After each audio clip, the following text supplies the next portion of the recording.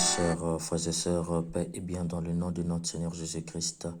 Une seule chose je nous propose aujourd'hui pour notre méditation. Qui croit en Jésus pour ses miracles est comme une feuille morte. Dans l'évangile, Saint Luc nous dit, comme la foule s'amassait, Jésus se mit à dire, cette génération est mauvaise, elle demande un signe. Mes chers frères et sœurs, dans le langage biblique, l'emploi du mot génération est d'ores et déjà péjoratif.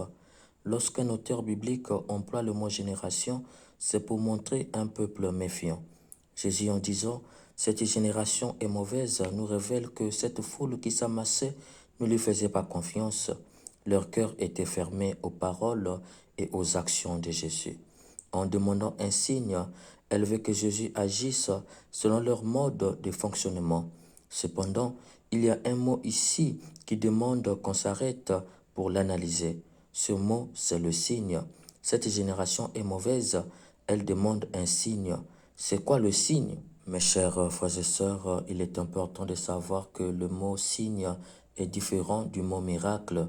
D'ailleurs, le mot miracle n'apparaît nulle part dans les Saintes Écritures, bien qu'on trouve de multiples actes de puissance qui dépassent l'entendement et manifestent clairement l'action de Dieu dans le monde, mais les auteurs sacrés des Saintes Écritures s'abstenaient d'employer le mot miracle pour désigner ces actes de puissance qui dépassaient la compréhension naturelle. Pourquoi s'abstenait-il à employer ce mot miracle? C'est parce que dans son terme originel, le mot miracle de l'hébreu moft, en grec tavma et en latin mirari signifie s'étonner. On est étonné face à une action produite au-delà de la compréhension humaine.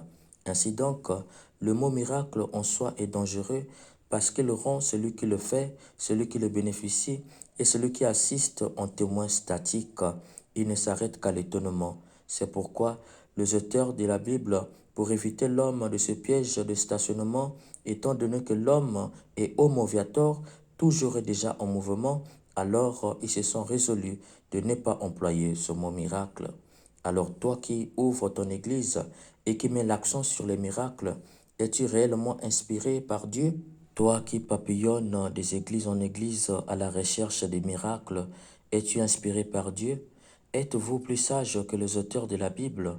Bref, à l'opposé du mot miracle, les auteurs de la Bible ont employé le mot signe, de l'hébreu hôte, en grec sémon et en latin signum. Le signe dans son terme originel est composé de deux facettes, le signifiant et le signifié. Le signifié étant ce qu'on voit et le signifiant ce qu'on ne voit pas.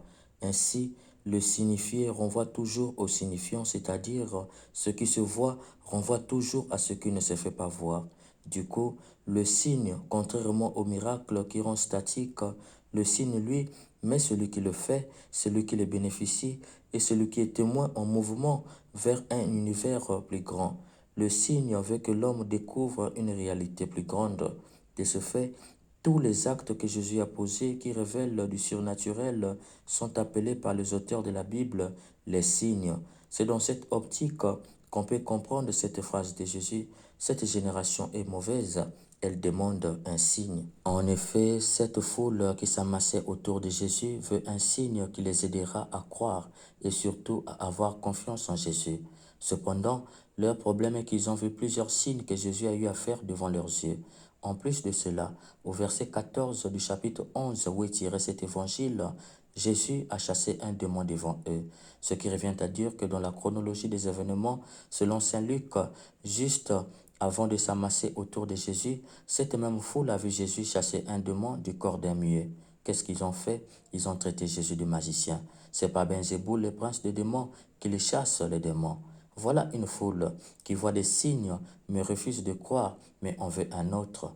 En fait, ils sont tombés dans le piège des miracles. Les miracles ont un danger terrible puisqu'il est porteur d'une addiction. Celui qui en prend goût, fût-il celui qui le fait, celui qui le bénéficie ou celui qui en est le témoin, tous les trois tombent dans une addiction, un engrenage, comme quelqu'un qui fume, il en veut toujours. Pire, on monte en degré, on veut un, puis après c'est deux, etc. Il en va de même pour les miracles. On veut voir toujours plus grand. C'est pourquoi un faiseur de miracles ira chercher des puissances ténébreuses parce que les témoins veulent voir chaque fois quelque chose de plus grand, de plus d'éclat et de plus étonnant. La foi qu'elle confère est comme une feuille morte, elle se lève quand il y a le vent. Il en va de même pour cette foi qui confère les miracles. On croit à l'immédiat et juste après, il n'y a plus rien. C'est pourquoi le faiseur des miracles est obligé de créer un autre plus grand pour que le témoin croie en lui et lui fasse davantage confiance. Une fois qu'il sera incapable de faire de plus en plus, ses fidèles le laisseront et iront ailleurs où il y a des actes plus éclatants, étonnants qu'ils n'ont pas encore vus. On comprend pourquoi Jésus s'insurge contre cette foule et refuse de tomber dans leur piège d'être pour eux un faiseur de miracles. Signalons que si Saint Luc n'a pas voulu employer le mot miracle dans la logique de cette foule, c'est pour éviter ce piège à ses lecteurs.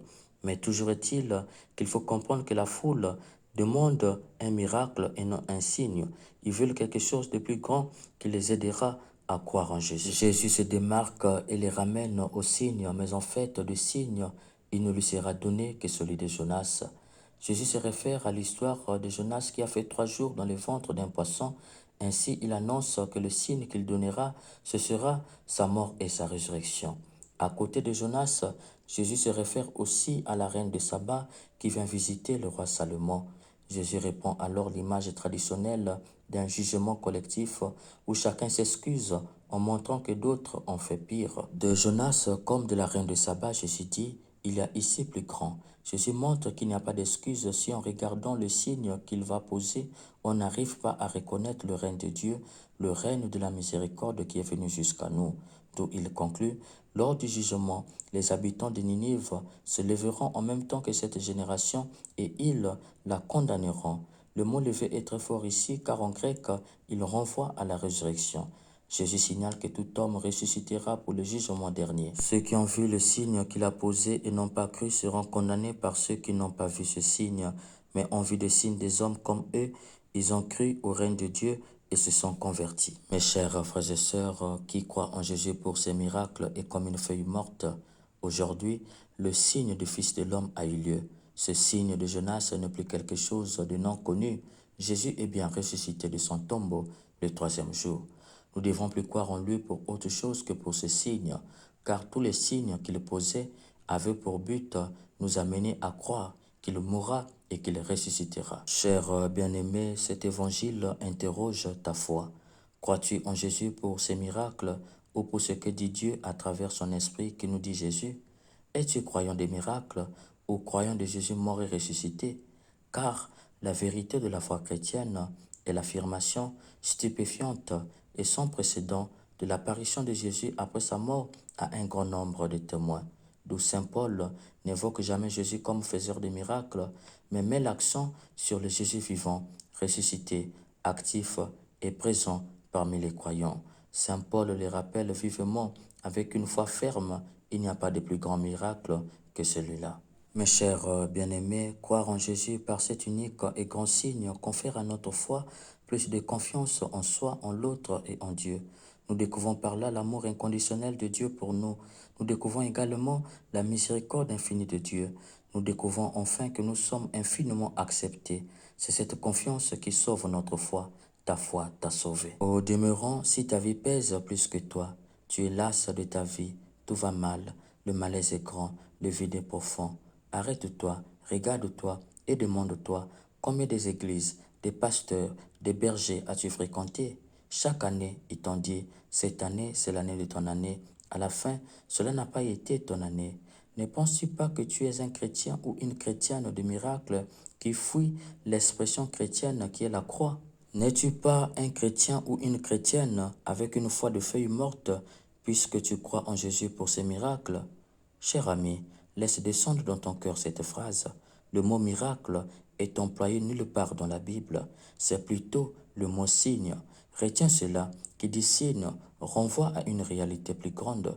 Et tous les signes que Jésus a eu à faire dans la Bible renvoyaient à l'unique signe qui est la résurrection. N'oublie jamais que ce signe de résurrection est une indication qui t'invite à avoir foi que lui, Jésus, le tout autre, te porte désormais et te ressuscite chaque jour. Alors sors dans la foi des miracles qui fait de toi une feuille morte pour rentrer dans la foi de l'unique signe qui est la résurrection et qui fait de toi un pécheur pardonné, accepté et sauvé.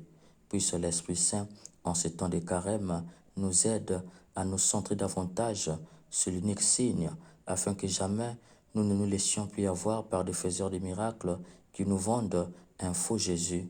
Amen.